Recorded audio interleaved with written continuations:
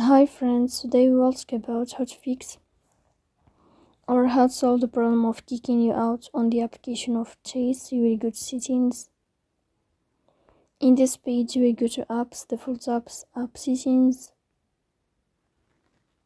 On above you search about Chase app and you will click here.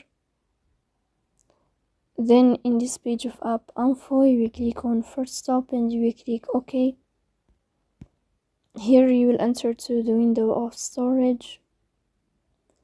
Then we click on clear cache, but pay attention, don't click clear data because that can delete your account.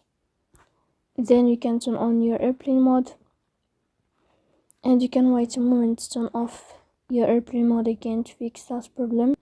So please don't forget to support us by like and subscribe. See you next time in another video, and thank you for your watching and your attention.